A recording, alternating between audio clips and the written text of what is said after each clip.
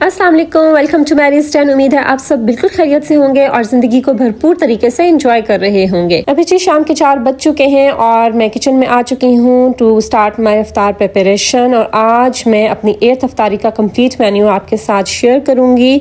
आज जी मेरे मेन्यू में है स्टीम रोस्ट, 3 बीन सैलड, जिसको मैंने एक्चुअली 4 बीन सैलड बना लिया, और जी मैं बनाऊंगी फ्रूट चाट। मैंने अपनी तरफ से हेल्दी मेन्यू आज डिसाइड किया था, but my husband has asked कि आज वो कचौरी लेकर आएंगे क्योंकि ही लव्स ईटिंग कचौरी इन रमज़ान। सो जी एक अनहेल्दी आइटम भी आज के मेरे मेन्यू में शामिल है। सबसे पहले तो मैं यहाँ पर स्टीम रोस्ट के लिए चिकन को मैरिनेट करके रख दूंगी। चिकन के मैंने 2 क्वार्टर पीस लिए हैं और साथ में एक ड्रम स्टिक है जो कि मेरे बेटे जान के लिए है, और क्वार्टर पीस एक मेरे हस्बैंड का और एक मेरा है। That will be enough. ठीक है, तो इसको मैं मैरिनेट कर दूंगी।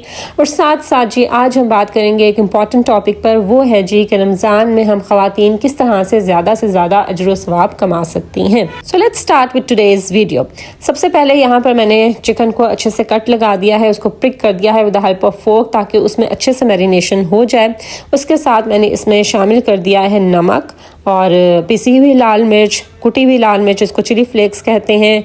फिर मैंने इसमें गरम मसाला शामिल किया है, ज़ीरा पाउडर शामिल किया है, चाट मसाला शामिल किया है, ब्लैक पेपर शामिल किया है, लहसुन का पेस्ट, और साथ ही मैंने इसमें सिरका शामिल कर दिया है, योगर्ट शामिल किया है, थोड़ा सा मैंने इसमें लेमन भी ऐड कर दिया है। सो जो स्पाइसेस की क्वांटिटी है वो आप अपने अकॉर्डिंगली देख लीजिएगा कि आपने कौन से स्पाइसेस कितने डालने हैं। मैंने अपने टेस्ट के अकॉर्डिंगली ही स्पाइसेस ऐड किए हैं। ठीक है जी, इनको अच्छे से फिर मैंने इसमें योगर्ट भी ऐड कर लिया है 7 to 8 टेबल स्पून। इसको अच्छे से मैं मिक्स कर लूंगी। इसका जो मैरिनेशन है वो थोड़ा सा रनी सा मैंने तैयार किया है क्योंकि मैंने इसको स्टीम करना है। ठीक है, सो वो अपने इसी रनी मैरिनेशन में ये स्टीम हो जाएगा, अच्छे से रेडी हो जाएगा। हाफ आवर की marination is enough for steam roast. ठीक है जी। अच्छा, इसके साथ साथ मैंने अपने 4 बीन सैलेड के लिए व्हाइट चना मैंने ऑलरेडी बॉईल करके फ्रीज किया हुआ था, प्रीवियस व्लॉग्स में आपके साथ शेयर कर चुकी हूँ। साथ में मुझे काले चने चाहिए होंगे और काला लोबिया चाहिए होगा। लोबिया और चने को मैंने बॉईल करके नहीं रखा, ऑलरेडी फ्रीज नहीं किया क्योंकि मेरे फ्रीजर में एक तो इतनी जगह नहीं थी, दूसरा ये कि काला चना और लोबिया इतना ज्यादा यूज नहीं होता। सो आई हैव प्लान्ड कि मुझे जिस दिन इसकी नीड होगी, चाहिए होगा, उस दिन मैं इसको बॉईल कर लूंगी। बॉईल करने में इतना कोई देर नहीं लगती, आधे घंटे में बॉईल हो जाते हैं। ठीक है जी। सो साथ साथ मैंने यहाँ पर लोबिया बॉईल करने के लिए रखा हुआ है। जब वो बॉईल हो जाएगा तो उसके बाद में काले चने बॉईल कर लूंगी। यहाँ पर जी लोबिया मेरा बॉईल हो चुका है, इसको स्ट्रेन कर लूंगी और फिर मैं काले चने बॉईल करने के लिए रख दूंगी। साथ ही मैं तैयारी करना शुरू कर दूंगी 3 बीन सैलेड के लिए। मुझे और कौन सी वेजिटेबल्स चाहिए होंगी? प्याज, जिसको बहुत बारीक मैं काट लूंगी, टमाटर छोटा छोटा बारीक आपने कट करना है, क्यूकम्बर, खीरा वो आप डालेंगे। साथ आप कैप्सिकम भी डाल सकते हैं, शिमला मिर्च, बट वो मेरे हस्बैंड को इतनी पसंद नहीं है, सो मैं नहीं डालूंगी। और एज यू नो कि मेरे बेटे जान को ग्रीन बॉल्स यानी कि मटर बहुत पसंद है, तो मैं ग्रीन बॉल्स भी अंदर ऐड करूंगी। इस तरह से ये 4 बीन सैलेड बन जाएगा। सफ़ेद चना, काला चना, लोबिया और मटर। सो इन सब चीज़ों को मिक्स करेंगे और एंड पर मैं क्या स्पाइसेस इसमें डालूंगी वो भी आप साथ साथ वीडियो में देखते रहिएगा। ठीक है जी। चलें जी, अब टॉपिक पर बात कर लेते हैं कि हम ख़वातीन किस तरह से ज़्यादा रमज़ान के महीनों में इबादत कर सकती हैं और अजर व सवाब कमा सकती हैं। क्योंकि हम लेडीज़ को घर के काम भी देखने होते हैं, sometimes we are working as well. जो जॉब करती हैं लेडीज़, वो बाहर जाकर उनको जॉब भी करनी है, फिर घर आकर उनको खाना भी बनाना है, इफ्तारी भी रेडी करनी है, फिर घर के काम भी देखने हैं। तो इन सब चीज़ों में कहीं उनका जो प्रीशियस टाइम ऑफ रमज़ान है, जिसमें ज़्यादा से ज़्यादा सवाब हम कमा सकते हैं, अपने आप को बख्शवा सकते हैं, तो वो कहीं वो ज़ाया ना कर दें।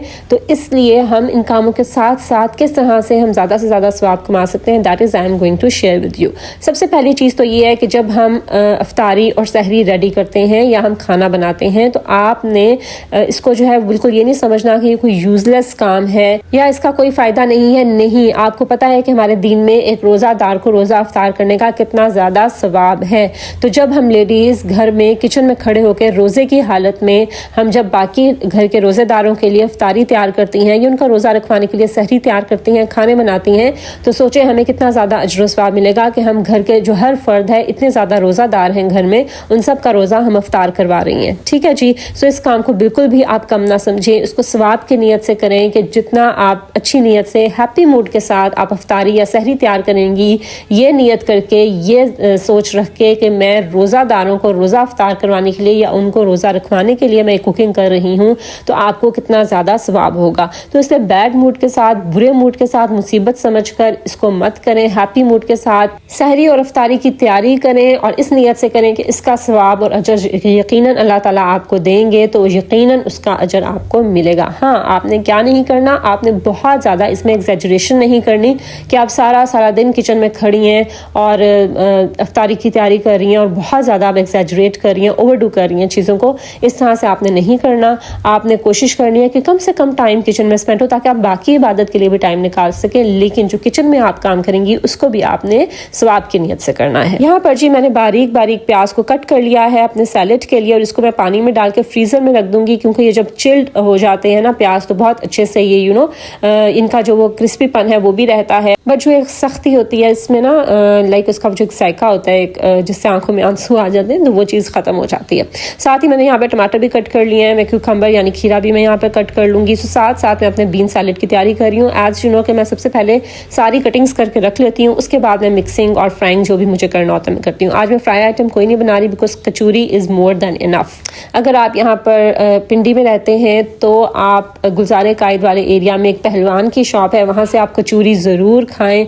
उनकी कचूरी बहुत यमी होती है और उसमें ज़रा सा भी ऑयल नहीं होता, and it is full of filling उसमें अच्छी खासी डाली होती है और वो बहुत यमी होती है, लाइट होती है और खा के आपको हैवी भी फील नहीं होता। So do try kachori from पहलवान इन गुलजारे कायद रावलपिंडी। चलें जी, बैक टू द टॉपिक। इसके अलावा हम लेडीज़ क्या कर सकती हैं, दैट वी शुड ट्राई कि हम नमाजों को उनके वक्त पर हम पढ़ें। ठीक है, अपने कामों की वजह से नमाजों को डिले ना करें, बल्कि कोशिश करें कि रमज़ान में ये हैबिट डेवलप करें कि जैसे ही अजान हो फ़ौरन हर काम छोड़कर आप नमाज पहले पढ़ लें। क्योंकि बेशक आपने बाद में पढ़ना है या अभी पढ़ना है, उतना ही टाइम, जैसे फॉर एग्जाम्पल 5 मिनट्स आपके लग रहे हैं असर की नमाज पढ़ने में, तो वो 5 मिनट्स ही लगेंगे, चाहे आप पहले पढ़ें या बाद में पढ़ें। ठीक है, उतना ही टाइम आपका लगेगा। सो आप वो देर एंड देन जैसे ही अजान हो आप फ़ौरन से नमाज पढ़ें और कोशिश करें कि ठहर ठहर कर आराम से नमाज पढ़ें, भाग दौड़ कर मत पढ़ें कि मुझे ये काम भी करना है वो काम भी करना है। नहीं, पूरे खुशू खजू के साथ नमाज पढ़ें। इसके अलावा आप ज़्यादा सवाब ऐसे भी कमा सकती हैं कि फ़र्ज नमाजों के साथ साथ आप नफल नमाज जैसे तहज्जुद की नमाज है वो पढ़ना स्टार्ट कर दें रमज़ान में। इसके अलावा नमाज तरावी अगर आपके इलाके में लेडीज़ के लिए भी एहतमाम है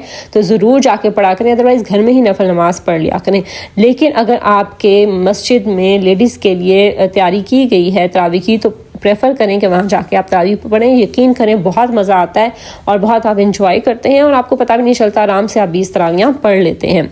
सो जैसे आप सल्लल्लाहु अलैहि वसल्लम ने भी फरमाया कि अल्लाह की बंदियों को अल्लाह की मसाजिद से ना रोको। इसके अलावा एक और जगह आप सल्लल्लाहु अलैहि वसल्लम ने फरमाया कि औरतों के रात के वक्त मस्जिदों में जाने की इजाज़त दे दिया करो, यानी अगर आपने तरावी पढ़ने जानी है तो आप ज़रूर जाएँ। हमारे तो यहाँ पाकिस्तान में फ़र्ज़ नमाज़ों के लिए भी लेडीज़ के लिए एहतमाम नहीं होता। यकीन करें, जब मैं उम्रा के लिए मैं 2 बार गई हूँ, वहाँ पर इतना मज़ा आता है जब हम फ़र्ज़ नमाज पढ़ने के लिए भी मस्जिद में जाते हैं। बीइंग एन इस्लामिक कंट्री, हमारे मुल्क में भी ये सब होना चाहिए, बट अनफॉर्चुनेटली ये सब नहीं है। सो रमज़ान में लेकिन ये है कि कुछ मसाजिद में एहतमाम किया जाता है लेडीज़ के लिए तरावी की नमाज के लिए। अगर ऐसा है तो ज़रूर करें। इसके अलावा जी आप ज़्यादा क्या कर सकती हैं कि कुरान मजीद की तिलावत जितना आप कर सकें उतना करें। जैसे आपको फारिग टाइम मिले, इधर 5 मिनट्स 10 मिनट्स इतने भी मिले तो कुरान मजीद की तिलावत कर लिया कीजिए। ठीक है, कुरान पाक जितना आप पढ़ेंगे रमज़ान में उतना ही ज़्यादा सवाब है। इसके अलावा अगर आप बहुत ज़्यादा बिजी हैं, आप कुरान पाक बैठ कर नहीं पढ़ सकती, तो आप कुरान पाक की तिलावत लगा लिया करें, मोबाइल फ़ोन पे लगा लिया करें, किचन में काम कर रही हैं वहाँ पर प्ले कर लें ताकि आप कानों से सुनती जाएं, आपको सवाब मिलता जाए। ठीक है, अगर पढ़ नहीं सकती सुन लिया करें। इसके अलावा आप दुरा कुरान बहुत सी मस्जिदों में अरेंज किया जाता है जहाँ पर डेली एक कुरान को तर्जमे के साथ पढ़ाया जाता है कि आपको समझ आ जाती है कि कुरान में अल्लाह ताला क्या कह रहे हैं। सो आप वो भी कर सकती हैं। कुरान पाक को जितना पढ़ और सुन सकती हैं उतना ज़्यादा आप इस पर टाइम लगाएं। यहाँ पर जी मेरी फ्रूट चाट भी रेडी हो गई है। सिंपल सी मैंने फ्रूट चाट बनाई है, सब फ्रूट्स को कट करके मिक्स किया है, ऊपर मैंने थोड़ा सा चाट मसाला और लेमन जो है ना वो स्क्वीज़ कर दिया है। इसके बाद यहाँ पर मैं स्टीम रोस्ट के साथ सर्विंग के लिए ये आलू कट कर रही हूँ। मैंने फ्राइज़ जो है वो रेडी करने हैं, उसके लिए मैंने यहाँ पर आलू की कटिंग स्टार्ट कर दी है। Back to the topic. इसके अलावा हम लेडीज़ ज़्यादा से ज़्यादा सदका और खैरात कर सकती हैं। अगर आपके पास पैसे नहीं हैं देने के लिए तो कोई बात नहीं, आपने जो खाना बनाया है उसमें से ही आप थोड़ा सा खाना, 1 प्याली जितना भी आप दे सकती हैं, आप किसी गरीब को दे दें। जैसे आजकल रमज़ान के महीने में मोस्टली घरों में मोस्टली एरियाज़ में इफ्तारी के टाइम आते हैं लोग मांगने के लिए, तो आप उनको खाना दे सकती हैं। अगर आप पैसों से दूसरों की हेल्प कर सकती हैं तो वो भी आप ज़रूर करें। इसके अलावा जिन लेडीज़ के पास इतना सोना है कि उस पर ज़कात लगती है, तो कोशिश करें कि हर रमज़ान ज़कात निकाल दिया करें, क्योंकि जो लोग ज़कात नहीं देते उसका बहुत दर्दनाक अजाब है, कब्र में भी, नाउज़ुबिल्लाह, अस्तगफिरुल्लाह, और क़यामत वाले दिन भी। जिन औरतों के पास इतना ज़कात है, इतना सोना है जिस पर ज़कात लगती है, तो ज़रूर ज़कात दिया कीजिए। जैसे हज़रत आयशा बहुत ज़्यादा सदका खैरात करती थीं रमज़ान के महीने में। जैसे आप सल्लल्लाहु अलैहि वसल्लम जो है बहुत ज़्यादा तेज़ी आ जाती थी आप सल्लल्लाहु अलैहि वसल्लम के सदका खैरात करने में।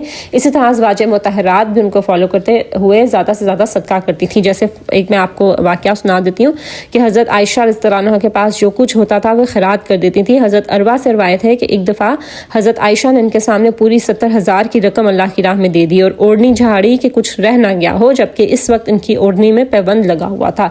यानी खुद उनकी हालत इतनी अच्छी नहीं थी, लेकिन उनके पास जितने पैसे थे उन्होंने वो सब अल्लाह के रास्ते में दे दिए थे। इसके अलावा हज़रत आयशा एक बार खुद रोज़े से थी और बाहर एक साइला आ गई, उसने कुछ खाने के लिए मांगा, तो आपके पास एक रोटी थी, आपने वही उसको दे दी। तो उनकी जो लौंडी थी उन्होंने कहा कि आप शाम को इफ्तार किस चीज़ से करेंगी? तो हज़रत आयशा ने कहा कि तुम ये रोटी जो मांगने वाली आई है उसको दे दो। जब शाम हुई तो किसी ने बकरी का सालन भेज दिया, तो हज़रत आयशा ने लौंडी से कहा कि देखो ये तुम्हारी रोटी से बेहतर चीज़ अल्लाह ने मुझे भेज दी है, इसलिए जितना ज़्यादा आप सदका खैरात कर सकती हैं ना, खुले दिल से उतना ज़्यादा आप करें और कोशिश करें कि आपके घर जो मांगने आए उसको खाली हाथ मत लौटाएं। ये मत देखें कि वो हकदार है या नहीं है, बस आपका काम है देना, आपको आपका सवाब मिल जाएगा। यहाँ जी अब मैं आब ज़मज़म डाल रही हूँ ग्लासेस के अंदर और साथ में खजूरें मैं सर्व करूँगी। अच्छा, इसके अलावा हम लोग ज़िक्र इलाही आप जितना ज़्यादा करें आप कर सकती हैं, काम भी करिए साथ साथ अल्लाह का जिक्र। ज़ुबान तो नहीं काम कर रही ना, तो ज़ुबान से आप अल्लाह ताला का जिक्र करते रहें, आप कोई ना कोई दुआएं पढ़ते रहें। सबसे बेहतरीन जिक्र है सुबहान अल्लाहि वल्हम्दुलिल्लाहि वला इलाहा इल्लल्लाहु वल्लाहु अकबर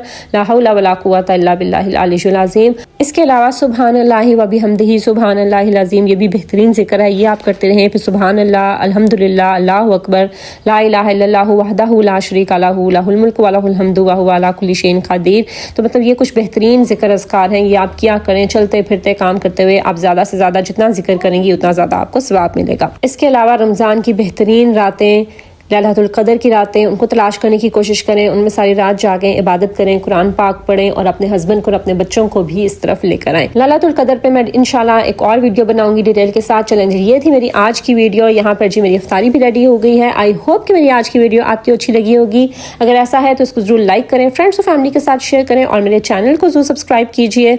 यहाँ पर मेरा कंप्लीट हेल्दी मेन्यू रेडी हो गया है। अगर आप वेट लॉस करें तो आप मेरे आज के मेन्यू को जरूर फॉलो कर सकते हैं। हाँ, ये कचौरी आप स्किप कर दीजिएगा, otherwise rest of the 3 things are best for weight loss as well. So that was all about my today's menu. This is Maria signing off until my next video. अल्लाह हाफिज।